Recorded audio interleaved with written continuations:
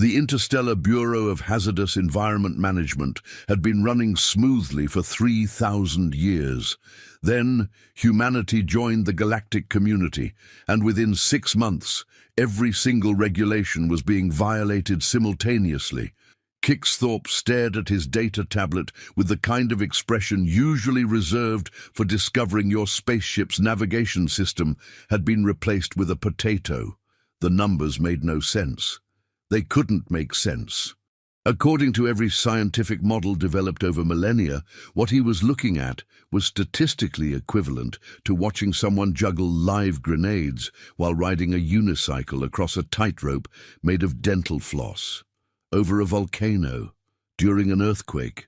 And yet here were the reports. Humans on Verathix Prime, humans on Skorathian 6, humans on bloody Kreshnek 9, which had been officially classified as planetoid of certain death, do not even think about it, for the past 800 years. They're doing what? Kixthorpe's supervisor, a gelatinous Fluxian named Blautomix, quivered with what might have been disbelief or possibly just indigestion. With Fluxians it was hard to tell. According to surveillance data, they're camping. Yes. On Kreshnak 9. Yes. Hekudu, where the atmospheric pressure can liquefy bones. They brought pressure suits. And the wildlife. They brought barbecue equipment. Blautomix made a sound like a balloon deflating into a bowl of custard. This is against 14 separate conventions, 23 safety protocols, and at least 39 common-sense guidelines that we didn't think needed to be written down because WHO, in their right mind... "There's more," Kixthorpe interrupted, which was brave because interrupting a Fluxian mid-rant was generally considered a Form 12 violation of workplace etiquette. They're charging other species to come with them. The silence that followed was the kind of silence that makes you check if the universe has temporarily stopped working. They're... what? Tourism. Deathworld tourism. They've created an entire industry around it. Kixthorpe scrolled through his tablet. Packages range from mild peril weekend to something called the Widowmaker Special, which includes, and I quote, complimentary life insurance and a stylish memorial hologram. Blautomix's gelatinous form started pulsating in colors that didn't have names in most languages. This was the bureaucratic equivalent of a nervous breakdown. "Get me everything," Blautomix said quietly, which was somehow more terrifying than the shouting. "Every report, every violation, every insurance claim, and find me someone who can explain how a species that only discovered faster than light travel 15 years ago is currently treating Category 5 death worlds like amusement parks. I was going to say light afternoon entertainment, but yes, that too."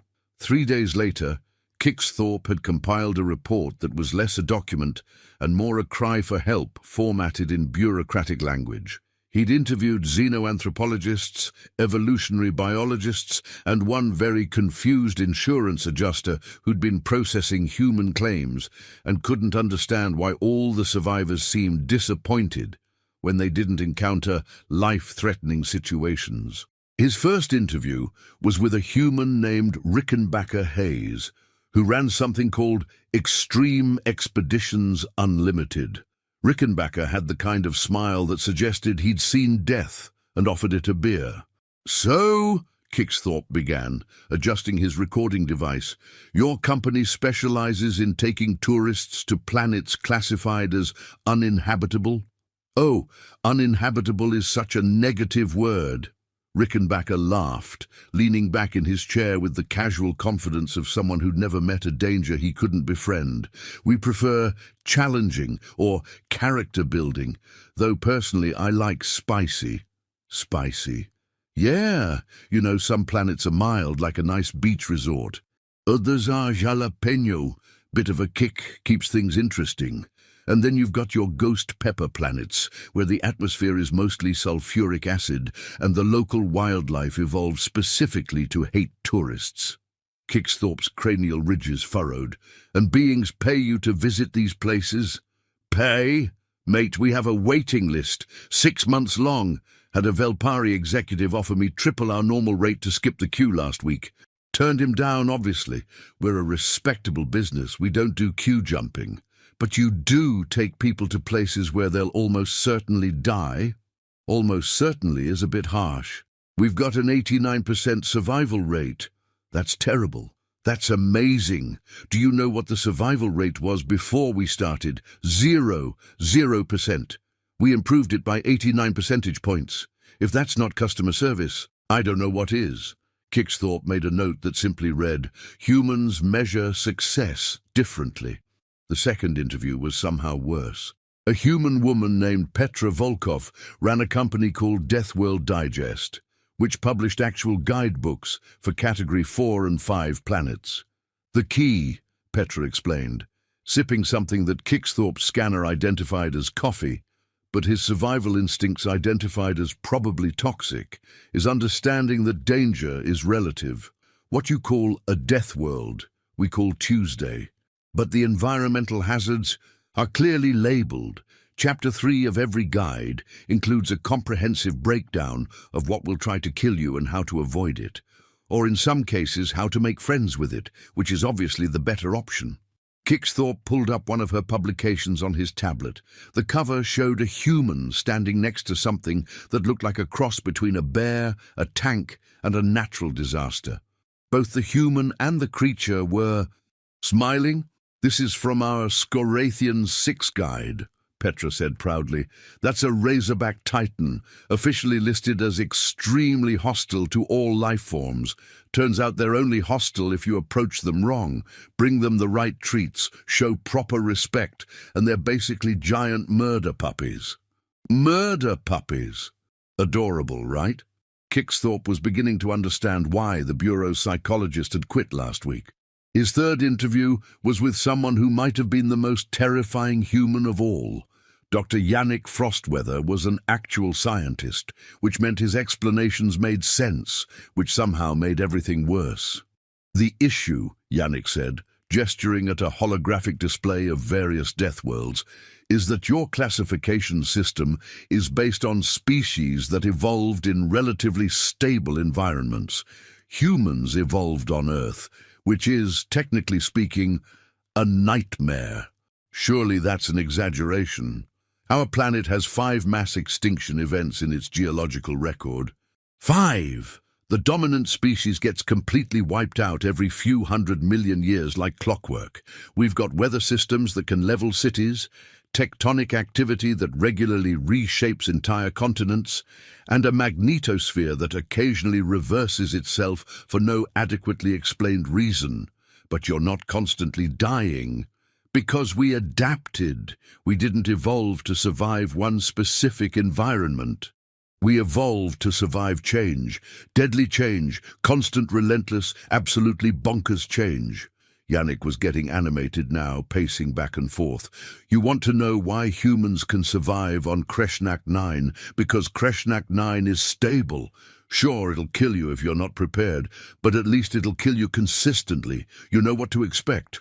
That's basically a vacation for us." Kixthorpe felt his understanding of biology beginning to crack like bad pottery. "So you're saying—" "I'm saying your entire classification system is based on the assumption that life should be safe. Human evolution is based on the assumption that life is actively trying to murder you, and the best response is to learn from it, adapt to it, and then eventually figure out how to turn it into a recreational activity. That's insane." "That's evolution, baby." Yannick grinned. "Natural selection doesn't care about your feelings. It just cares about what survives.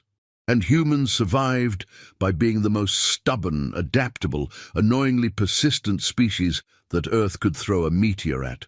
After 3 weeks of interviews, Kixthorpe presented his findings to Blautemix.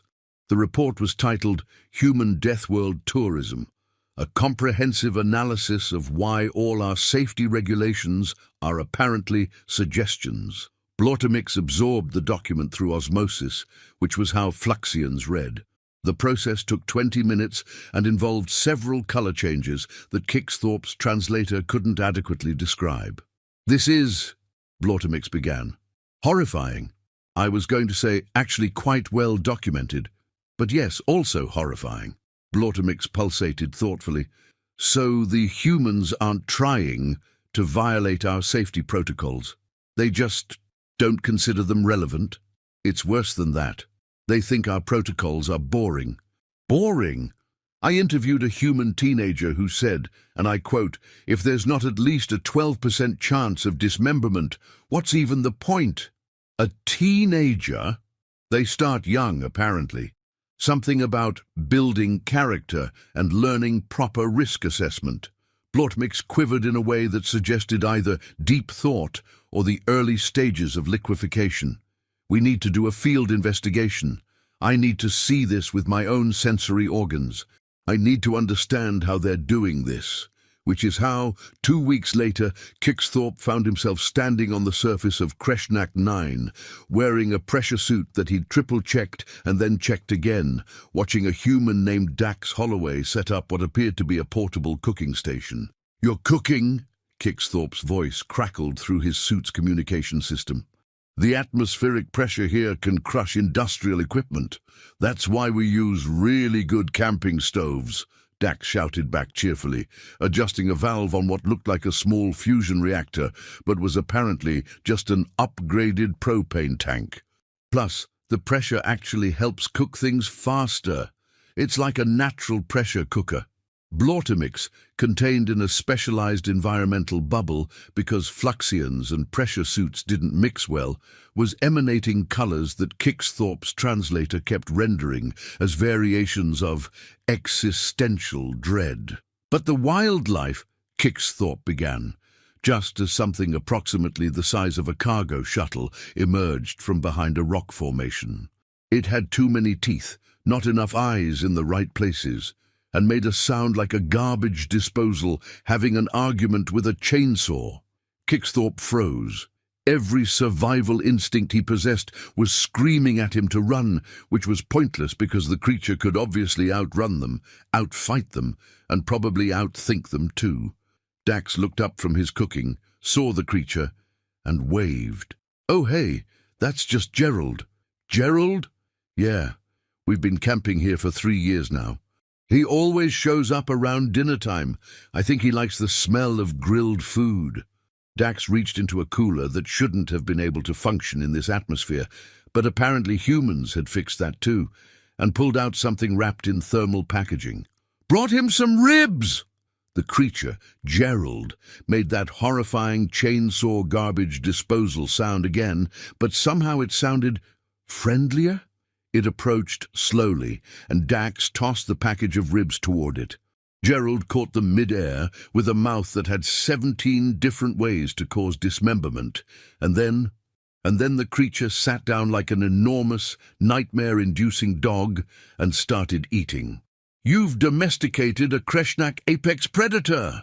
Blautemix's colors were now cycling through shades that probably meant system reboot required. "Domesticated is a strong word," Dax said thoughtfully. "We've reached an understanding. We don't bother him, he doesn't bother us, and occasionally we share meals. It's called diplomacy." "That is not what diplomacy means." "Sure it is. Treaty negotiations, establishing boundaries, regular gift exchanges, textbook diplomatic relations." Dax flipped something on his grill that was sizzling despite the atmospheric pressure that should have made cooking impossible. "Want a burger? They're almost ready." Over the next 3 days, Kixthorpe documented everything. He watched humans hike across terrain that melted the treads off surveyor drones. He observed them swimming in liquid methane lakes while wearing suits they'd modified from standard safety equipment because the originals were too bulky. He witnessed a group of humans teaching a Velpari tourist how to identify edible plants on a planet where 96% of the flora was actively carnivorous. The Velpari, whose name was Shixnix, seemed to be having the time of his life despite the obvious terror. "This is amazing," Shixnix exclaimed, his vocal translator barely keeping up with his enthusiasm. "On my homeworld, the most dangerous thing is a strongly worded business memo. Here, everything wants to eat me. And you're enjoying this?" Kixthorpe asked, genuinely baffled. "It's liberating. For the first time in my life, I feel alive. My quarterly profit projections seem so insignificant now when compared to not being digested by carnivorous shrubbery." A human guide named Saskia Brandt laughed, carefully steering Shixnix away from a plant that was trying to look innocent. "That's the Deathworld experience. Really puts things in perspective, doesn't it? My therapist is going to have so many questions," Shixnix said happily. On the fourth day, Kixthorpe witnessed what the humans called the incident, which would later be filed in official reports as Exhibit A in Why Humans Should Not Be Allowed to Improvise. A Thoraxian tourist, a species known for their cautious nature and excellent life insurance, had wandered away from the designated safe zone, which on Kreshnak 9 meant they'd wandered into somewhere that was almost certain death instead of just very probable death. The emergency started when the Thoraxian's suit began failing. Not catastrophically, not yet, but the pressure seals were degrading, and they had maybe 20 minutes before the atmosphere turned their internal organs into a smoothie. Kixthorpe immediately began emergency protocols, which involved calling for evacuation and hoping the transport could arrive in time, which it couldn't because they were on the far side of the planet and, "Oh, that's fixable," said a human named Tova Wickstrom, who apparently worked as some kind of extreme environment technician. She rummaged through a backpack that seemed to violate at least 3 laws of physics regarding internal capacity and pulled out what looked like industrial-grade tape. "You're going to tape the suit? It's not just tape. It's pressure-rated, thermally stable, xenon atmosphere-compatible repair tape. Works on basically everything. Tape cannot." But Tova was already moving, covering the distance to the panicking Thoraxian, with the kind of speed that suggested either extensive training or complete disregard for personal safety, probably both. What followed was the most stressful 15 minutes of Kixthorpe's life. Tova worked on the suit, while the Thoraxian hyperventilated, and Kixthorpe tried not to think about all the paperwork involved if a tourist actually died. The atmospheric pressure was increasing. They were in a compression valley, where the planet's bizarre weather patterns created zones of even more deadly pressure than usual, and Tova was working with hand tools, and tape like this was a routine repair instead of an impossible life-or-death situation. "Almost got it," Tova muttered, applying another layer of tape that was glowing slightly, which probably meant it was working, but also possibly meant they were all about to explode. "Just need to—" There! The suit's pressure indicators stabilized. Then, impossibly, they improved. The seal held. The Thoraxian stopped hyperventilating and started what Kixthorpe could only describe as hysterical laughter mixed with religious awakening. "You fixed it!" Kixthorpe stared at the repair job, which looked like something that should fall apart if you breathed on it wrong, but according to all his instruments was actually stronger than the original seal.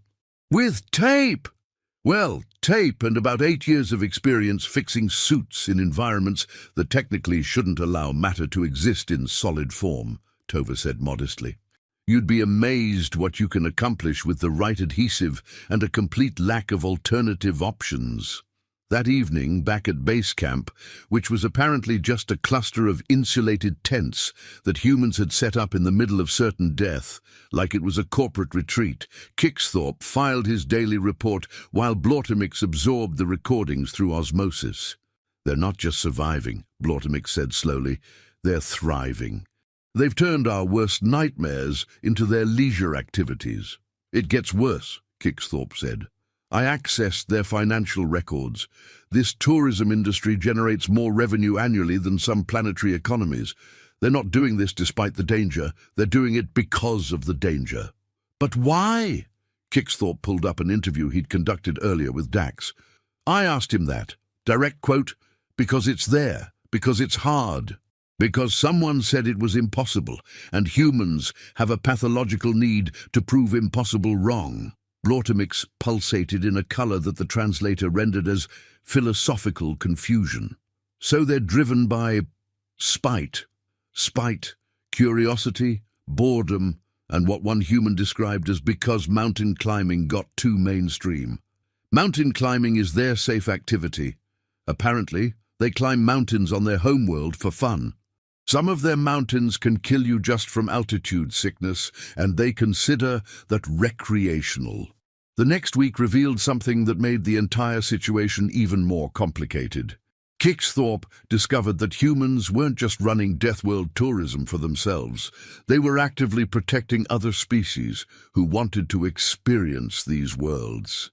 He observed this during an excursion that included 3 Velpari, 2 Thoraxians, 1 very nervous Krilixian, and a Fluxian, who decided that if Blautemix could investigate, so could they. The human guides, Saskia, Dax, and a newcomer named Rook Tesla, who had cybernetic enhancements that were mostly legal in most jurisdictions, moved through the group like sheepdogs, constantly monitoring, adjusting, preventing disasters before they happened. When a carnivorous plant tried to grab the Krilixian, Saskia had a deterrent spray deployed before the tentacle vine thing got within 2 meters. When the atmospheric pressure suddenly spiked, a common occurrence on Kreshnak 9 that could rupture organs, Dax had everyone in reinforced pressure zones before anyone even realized the danger. And when a pack of local predators appeared on the horizon, Rook simply pulled out what looked like a musical instrument and played a series of notes that made the creatures turn around and leave. "What was that?" Kixthorpe demanded. "Sonic deterrent," Rook explained, patting the instrument affectionately. "Figured out that local predators communicate in frequencies around 300 hertz. That particular melody translates roughly to, 'Nothing to see here, definitely not delicious tourists. Please move along.' You speak to them. More like politely suggest alternative dinner plans. But yeah, basically," Rook grinned. "Turns out most predators are pretty reasonable once you figure out how to communicate, except the ones on Varathix Prime. Those are just mean." That night, Kixthorpe compiled data that made his previous reports look optimistic. Humans weren't just surviving death worlds.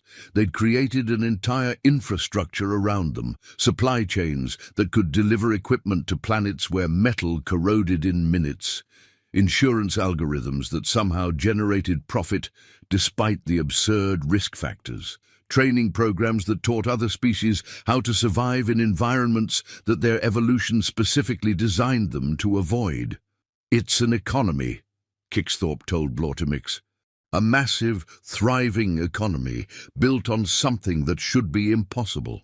And completely unregulated," Blautemix added, "because all our regulations assumed no one would be insane enough to try this in the first place.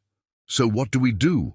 Blautemix pulsated in thoughtful colors for a long moment. "We need to go higher. This isn't a bureau-level problem anymore. This is a full interstellar regulatory commission situation." Today, the Interstellar Regulatory Commission met in a space station orbiting a neutron star because someone had decided that important decisions should be made in dramatic locations. The station's name was Consensus Point, which Kixthorpe found deeply ironic given that achieving consensus among the Commission's members was like trying to get cats to agree on astrophysics. Kixthorpe and Blautemix presented their findings to a council chamber filled with representatives from 86 different species, none of whom seemed prepared for what they were about to hear. "Let me understand this correctly," said Commissioner Vrilech, a Mandraxian whose species was known for their logical approach to problem-solving. "Humans have taken planets classified as Category 5 hazard zones and turned them into vacation destinations?" "Tourist destinations," Kixthorpe corrected. "Vacation implies relaxation. These are more accurately described as destinations where you test yourself against environments that want you dead. And other species are paying for this?" The waiting list is currently 9 months long. A Thoraxian commissioner raised several appendages in distress. But one of our citizens almost died on your investigation, and then gave us a 5-star review, Blautemix interjected. Apparently the near-death experience was exactly as advertised, and they're planning a return trip. The chamber erupted into chaos. Commissioners argued in languages that the translation systems struggled to process simultaneously. Some demanded immediate bans, others wanted safety investigations. A few, and this worried Kixthorpe, wanted to know how to invest in the industry. Commissioner Thrinixel, an ancient Zeltrani who'd been mediating interstellar disputes since before humanity discovered fire, raised a crystalline appendage for silence. The chamber quieted immediately, mostly because Thrinixel was known for having patience measured in geological time and a temper measured in nuclear detonations. The question, Thrinixel said slowly, is not whether humans are violating our safety protocols. Clearly they are. The question is whether our protocols were ever designed for a species like humanity. All sentient beings deserve protection from deadly environments, Vrilech insisted. But what if a species doesn't want that protection? Thrinixel gestured to a data display showing human survival statistics. Look at these numbers. Yes, there's risk.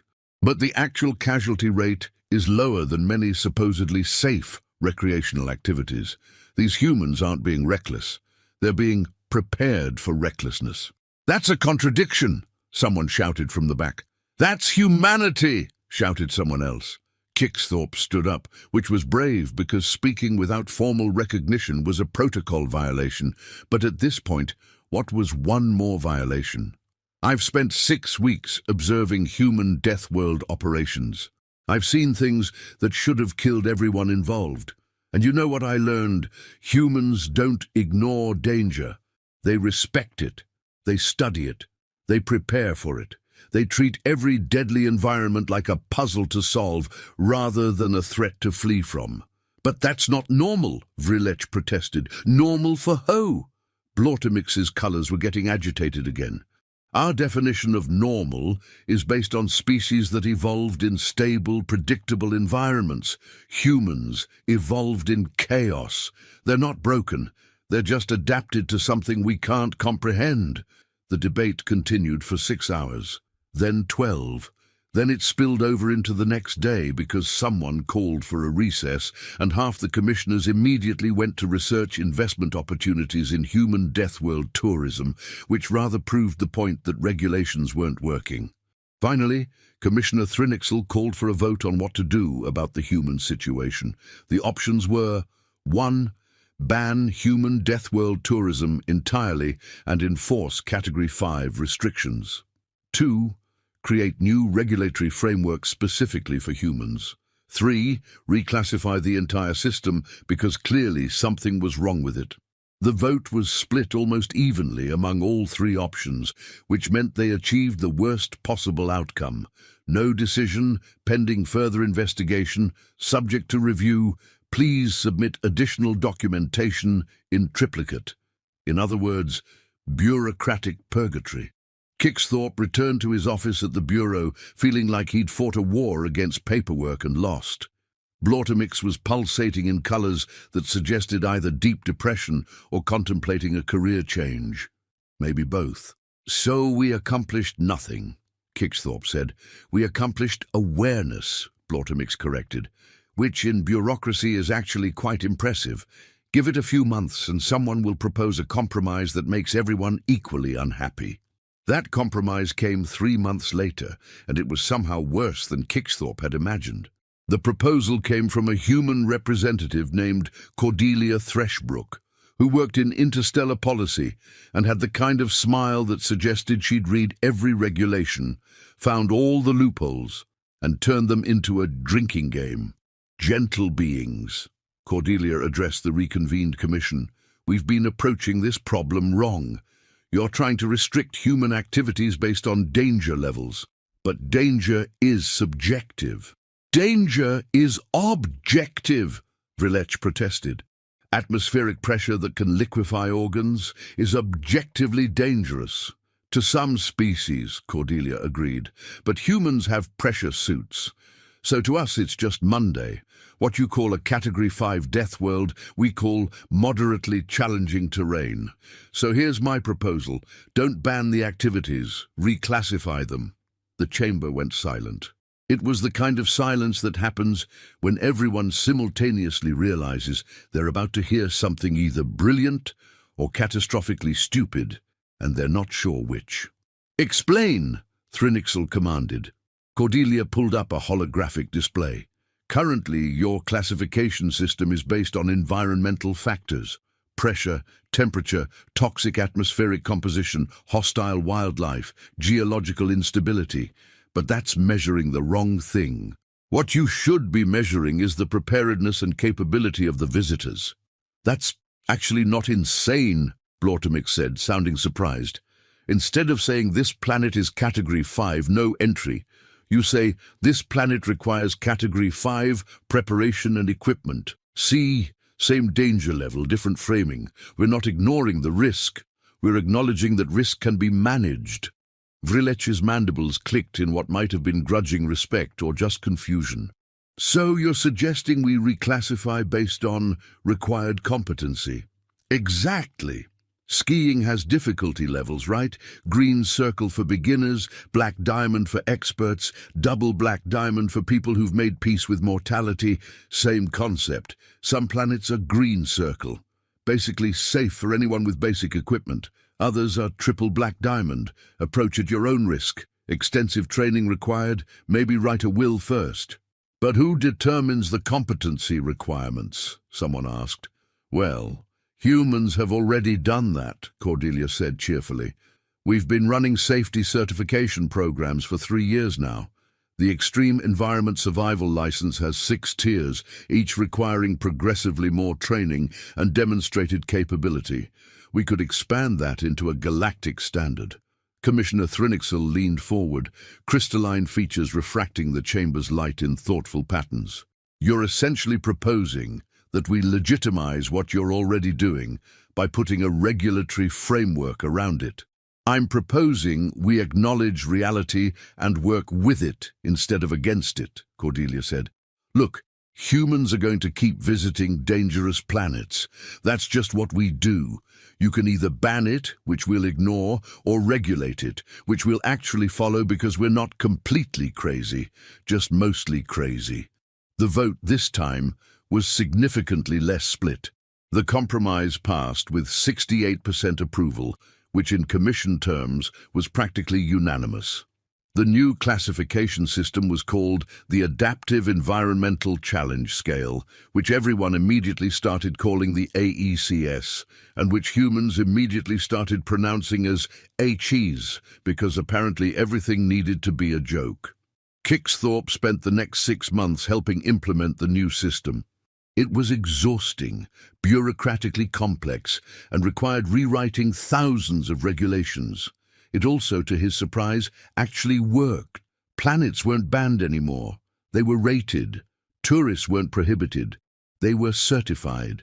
And slowly, grudgingly, the rest of the galaxy started to understand what humans had known all along. Danger wasn't something to avoid. It was something to prepare for. A year after the initial investigation, Kixthorpe found himself back on Kreshnak 9, but this time as part of an official regulatory inspection. The planet now had a rating of HES Level 8, Expert Environmental Management Required, Multiple Redundant Safety Systems Mandatory, Accept Your Fate Insurance Strongly Recommended. The human base camp had expanded. There were now proper facilities, still rated for impossible atmospheric conditions, but with actual buildings instead of just tents. A medical station, communications array, even a small scientific research outpost, because humans couldn't just visit dangerous places, they had to study them too. Dax greeted Kixthorpe like an old friend, which was disconcerting because Kixthorpe still wasn't sure if they were friends or if this was just how humans treated everyone who hadn't tried to eat them. "Inspector, good to see you. We've been expecting the regulatory review." Dax gestured expansively at the camp. "As you can see, we're fully compliant with all H Level 8 requirements. Redundant life support, emergency evacuation protocols, certified guides only, and," he pointed to a sign near the camp entrance, clearly posted warnings about Gerald.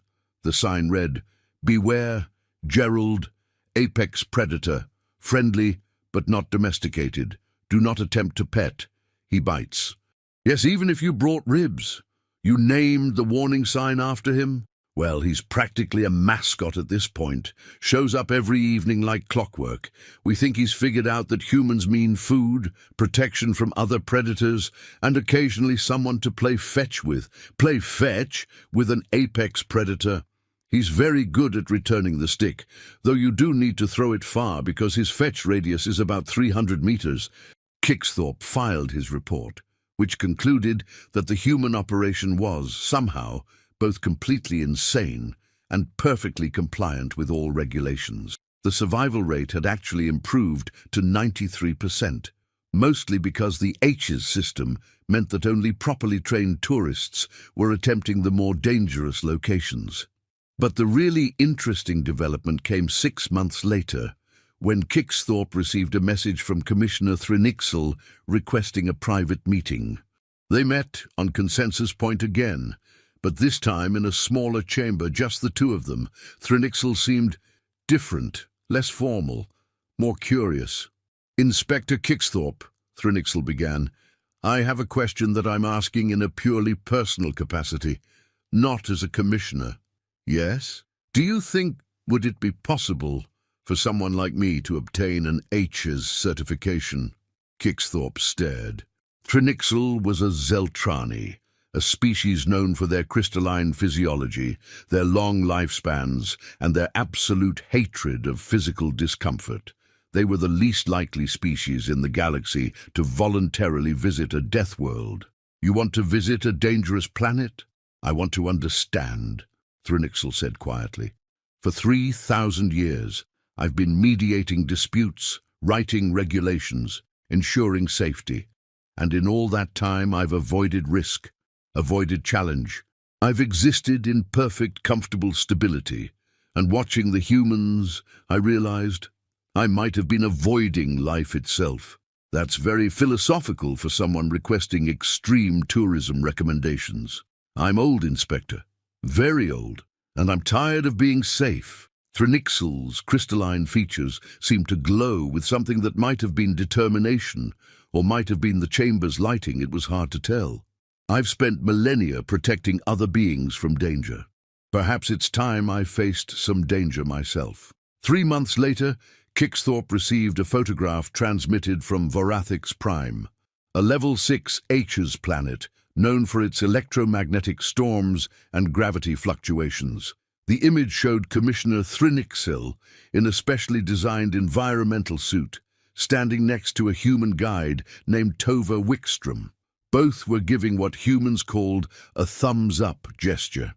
Behind them, an electromagnetic storm raged with colors that shouldn't exist in nature. The caption read, "Day 3, still alive, beginning to understand why humans do this. It's terrifying. Also, exhilarating. Send more data processing capacity. I have so many reports to file." The incident sparked what galactic sociologists later called the Great Awakening, though humans preferred calling it that time everyone realized staying safe forever is actually kind of boring. Species that had spent millennia in comfortable stability started seeking challenges. Not all of them chose Deathworlds. Some took up extreme sports, others started exploration initiatives. A few just started trying spicy food for the first time in their lives and discovering that pain could be interesting. Kixthorpe watched the cultural shift from his office, processing certification applications from species he'd never imagined would request them. Fluxians learning mountaineering, Velpari taking up cave diving. Even a few Mandraxians had started something they called logical extreme experiences, which seemed to involve calculated risks and extensive documentation. Blautemix, who'd been promoted to Director of Adaptive Environmental Programs, pulsated into Kixthorpe's office one day with colours that suggested excitement mixed with exhaustion. "You need to see this," Blautemix said, projecting a hologram of statistics. "Applications for HFY's certifications are up 600%. Tourism to formerly restricted planets has become one of the fastest-growing industries in the galaxy. And get this, casualty rates are actually down compared to traditional tourism because everyone's so much better prepared. So humans accidentally improved galactic safety by introducing everyone to more danger? The universe has a sick sense of humor," Blautemix agreed. But the most significant change came 2 years after the HFY system implementation. A Thoraxian entrepreneur named Kilvex approached Kixthorpe with a proposal that was either genius or madness, possibly both. "I want to open a Deathworld," Kilvex announced. "You want to what?" "Not a natural Deathworld, an artificial one, controlled danger. We take a stable planet and ADD challenges, adjustable atmospheric hazards, managed wildlife encounters, geological events on a schedule." The Kilvex's many eyes gleamed with entrepreneurial fervor. "It's the next logical step. Natural Deathworlds are limited by location and unpredictability, but an artificial Deathworld could be anywhere, and we could tune the difficulty precisely. You want to build a planet specifically designed to almost kill people?" "Yes, with proper safety overrides, emergency extraction systems, and medical facilities on standby. Think of it as a training environment for people who want to work up to real Deathworlds. We could even have difficulty settings." Kixthorpe stared at the proposal documents. They were thorough, well-researched, properly formatted according to all regulations. The safety systems were actually overbuilt to absurd levels. The insurance calculations made sense. It was technically a sound business plan. It was also completely insane. "I'll need to consult with the Commission," Kixthorpe said weakly. "Already submitted the proposal to them. Commissioner Thrinixel said it was an innovative approach to controlled risk management and gave preliminary approval pending your safety assessment." Of course, Thrinixel approved it. The Commissioner had apparently gone full adrenaline junkie after that first trip to Vorathix Prime and was now regularly visiting Level 7 HFY's planets during vacation time. Kixthorpe spent 3 months evaluating Kilvex's proposal. He visited the proposed location, a terraformed world called Nexus 6 that was currently completely stable and boring. He reviewed the engineering specifications for the artificial hazard systems. He consulted with human safety experts who were enthusiastically supportive because apparently humans loved the idea of danger they could schedule appointments with. In the end, he approved it because the safety systems were actually better than most natural Deathworlds and because he'd given up trying to make the universe make sense. The artificial Deathworld, officially named Nexus 6 Adaptive Challenge Environment, but immediately nicknamed The Playground by humans, opened 2 years later. It was an instant success. Tourists could book experiences ranging from mild peril morning to existential crisis weekend. The difficulty could be adjusted mid-experience if people were struggling. And most importantly, if something went really wrong, the whole system could be shut down in minutes. It was, paradoxically, the safest way to experience extreme danger.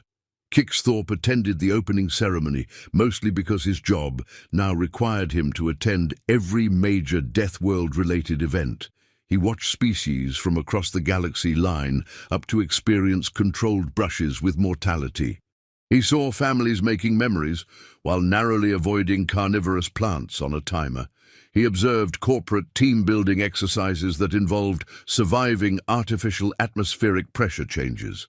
"It's beautiful, in a completely deranged sort of way," Blautemix said, pulsating with what might have been pride or possibly indigestion from trying human barbecue earlier. "We've industrialized near-death experiences," Kixthorpe observed. "Future historians are going to have so many questions about this era, At least they'll have interesting material to work with. Blautemix gestured at the crowds with a pseudopod. Look at them. Different species, different biologies, different evolutionary backgrounds. All here because humans showed them that being safe all the time is actually kind of limiting. Did we improve the galaxy or make it worse? Yes, Blautemix said definitively. Definitely yes. 5 years after the initial investigation, Kixthorpe was invited to give a keynote address at the Interstellar Safety Symposium. The irony of being asked to speak about safety after spending years documenting increasingly dangerous activities was not lost on him. He stood at the podium looking out at hundreds of representatives from species across the galaxy and began, "When I first investigated human Deathworld tourism, I thought I was documenting violations. Dangerous, reckless violations that would result in tragedy, and I was wrong. Not about the danger, that was real, but about the recklessness." He pulled up images from his investigations. Humans on Kreshnak 9, Tova saving the Thoraxian tourist, Gerald the apex predator learning to play fetch, Commissioner Thrinixel standing in an electromagnetic storm with a thumbs up. Humans didn't ignore our safety regulations because they were careless. They ignored them because our regulations were based on avoiding risk entirely. But risk isn't something you can avoid. Not if you want to actually live. Risk is something you prepare for, manage, learn from. Before humans joined the galactic community, we defined safety as the absence of danger. But humans showed us a different definition. Safety isn't about avoiding danger. It's about being prepared to face it. We spent millennia protecting ourselves from the universe. Humans spent millennia learning to engage with the universe in all its terrible, magnificent, absolutely bonkers glory. The symposium ended with a standing ovation, which was complicated because not all species had legs, but everyone tried their best. Later, Kixthorpe sat in a bar on Consensus Point. Humans had opened one shortly after discovering that bureaucrats needed alcohol to cope with bureaucracy, and reflected on how much had changed. The bartender was human, naturally, and had apparently worked as an extreme environment guide, before deciding that mixing drinks for stressed-out officials was the real adventure. "The usual?" the bartender, whose name was Keir Rannoch, asked. "Something strong. It's been a long 5 years." Keir mixed something that glowed slightly and probably wasn't entirely legal in several jurisdictions. "I heard your speech was good. It was adequate. Coming from a bureaucrat, that's basically life-changing." Keir slid the drink across the bar. "You ever think about visiting one of the death worlds yourself? Not as an inspector, just as a tourist?" Kixthorpe looked at the drink, then at Keir, then thought about Commissioner Thrinixel standing in an electromagnetic storm, looking more alive than during 3,000 years of comfortable safety. "Which one would you recommend for a first-timer?" Keir's grin suggested that Kixthorpe had just made either the best or worst decision of his life. "How do you feel about gravity fluctuations and bioluminescent predators?" "Terrified." "Perfect. That's the right attitude. I know a great level 4 on Verantis 8. Scenic views, manageable danger level, excellent medical facilities nearby. We could get you certified and scheduled within a month." "This is insane." "That's what everyone says right before they have the time of their lives." Kixthorpe sipped his drink, which tasted like uncertainty mixed with possibility and a hint of something that might have been hope or might have been just really good alcohol. "Fine. Schedule it." "Yes, my first bureaucrat conversion. This is going in my guide testimonials."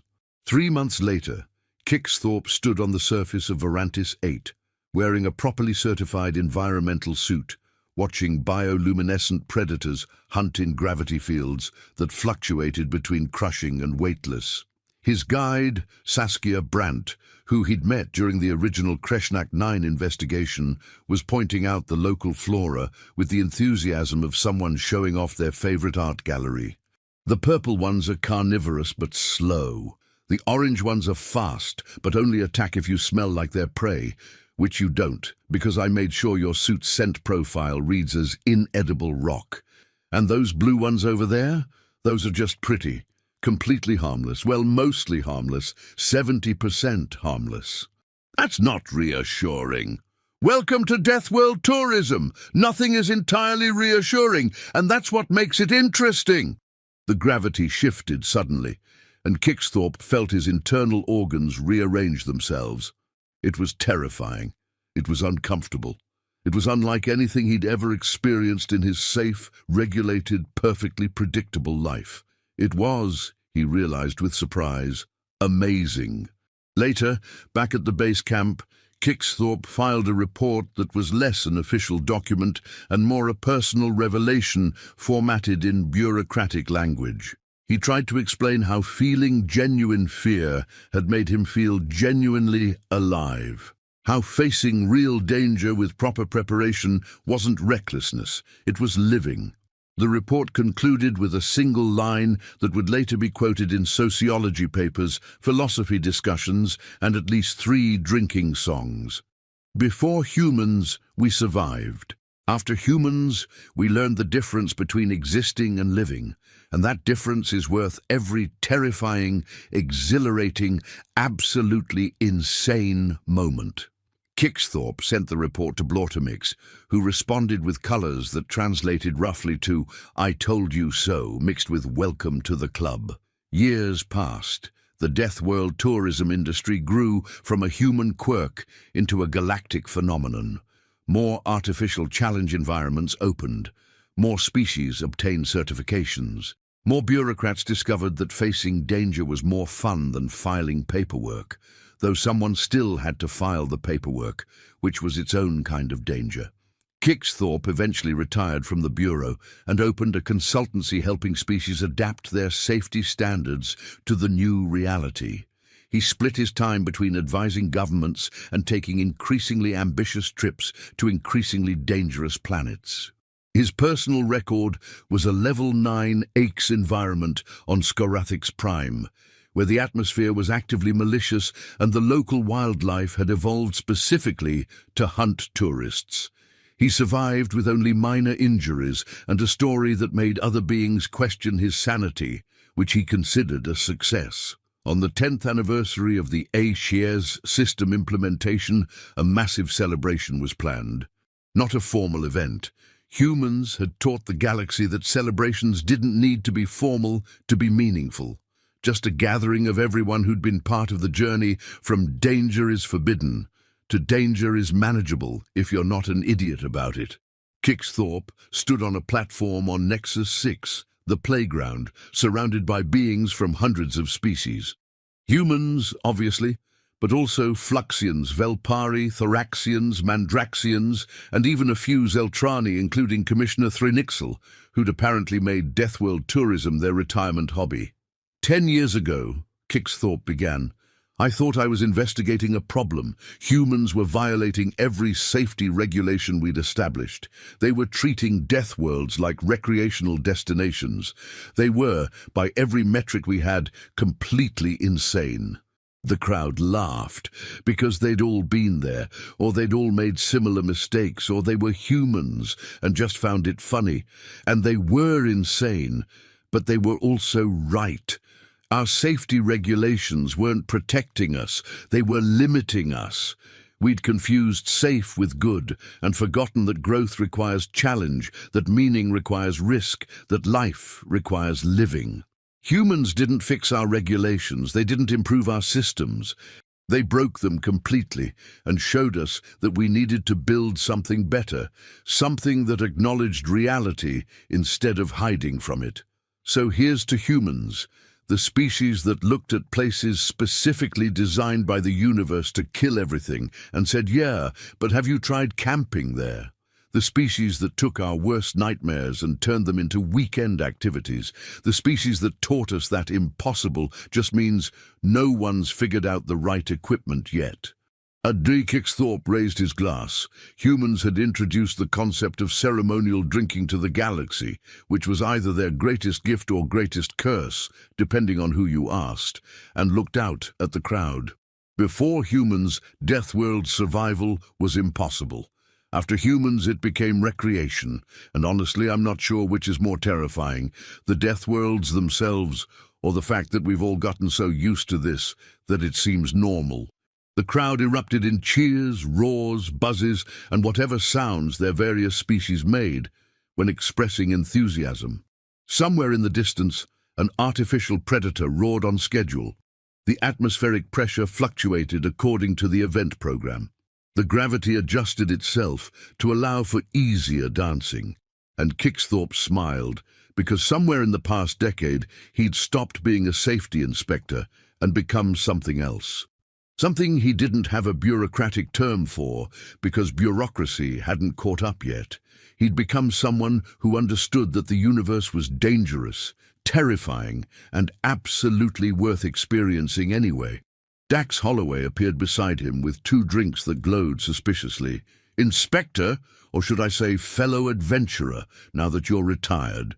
Fellow survivor is probably more accurate, Kixthorpe said, accepting the drink. What is this? Something called a Deathworld sunset. It's got flavors from 6 different lethal planets, mixed by a bartender who learned their craft on Scarathix Prime. It'll either be delicious or cause temporary hallucinations, possibly both. Sounds perfectly safe. That's the spirit.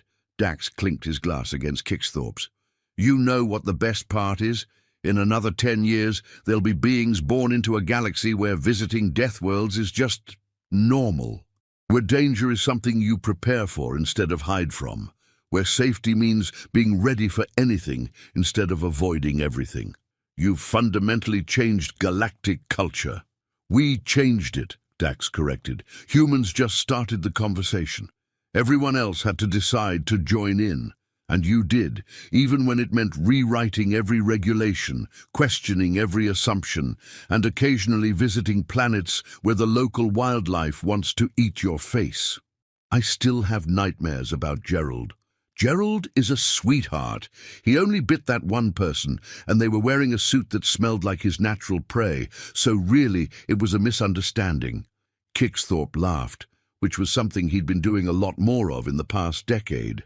The drink was, predictably, both delicious and mildly hallucinogenic. The party continued around them with increasingly poor decision-making and increasingly good stories. Later, much later, when the artificial stars on Nexus 6 were dimmed to simulate night, and most of the guests had either passed out or gone home, Kixthorpe sat with Blautomix and Commissioner Thrinixel, watching the bioluminescent displays that the playground offered as evening entertainment. "Do you think we did the right thing?" Kixthorpe asked. "Opening all this up?" "Define right," Thrinixel said. The ancient Zeltrani's crystalline features reflected the lights in patterns that suggested deep contentment. We increased risk, but we also increased engagement with existence itself. We made life more dangerous, but also more meaningful. The casualty rate is lower than it was when people were attempting Deathworlds without preparation, Blautomix interrupted, and significantly lower than the rate of beings dying of boredom in their perfectly safe, perfectly sterile, perfectly meaningless, comfortable lives. So we saved lives by exposing people to more danger. The universe is weird, Blautomix said definitively. Humans understood that before anyone else. We just caught up. Thrinixel gestured at the artificial sky with a crystalline appendage. For 3,000 years I enforced safety, protected beings from risk, ensured comfortable stability, and I was miserable. I just didn't know it because I'd never experienced anything else. And now? Now I've stood in electromagnetic storms, climbed mountains that actively try to kill climbers, swum in lakes where the water is technically a corrosive agent, and for the first time in 30 centuries, I feel alive. Thrinixel's glow intensified. That's what humans gave us. Not safety, not protection, life. They sat in comfortable silence for a while, watching the light show and processing the journey that had brought them here, from bureaucratic investigation to cultural revolution to this, whatever this was. I'm scheduled for a level 10 next month, Thrinixel mentioned casually. Kilvex is opening a new artificial environment that simulates conditions from 3 different Deathworlds simultaneously. Want to join? Level 10. That's certifiably insane. The survival rate is 96% with proper equipment and training, Thrinixel finished, which we have. So the question isn't whether it's dangerous. The question is whether you're ready to be appropriately scared. Kixthorpe thought about his office at the Bureau, where he'd spent decades processing safety violations and filing reports. He thought about Kreshnak 9, where he'd first watched humans turn impossible into routine. He thought about the past 10 years of watching the galaxy transform from risk-averse to risk-prepared. When do we leave? That's the spirit! Blautamix's colors exploded into enthusiastic patterns. We're forming a whole group. Humans are calling it the Bureaucrats' Revenge Tour because apparently most of the participants used to write safety regulations. The beings who used to prevent danger are now seeking it? Character development, Dax shouted from somewhere across the platform because apparently he'd been eavesdropping. It's called character development. The party wound down as artificial dawn approached on Nexus 6. Guests departed to their ships, their hotels, their lives. Some would return to safe jobs in safe places and tell stories about their wild weekend. Others were already planning their next expedition to somewhere increasingly inadvisable. Kixthorpe stood at the edge of the playground's main platform, looking out at the carefully constructed dangers waiting to be experienced. Artificial gravity wells, simulated atmospheric hazards, holographic predators that were programmed to seem terrifying but had emergency shutdown protocols. It was, in many ways, the perfect metaphor for what humans had taught the galaxy.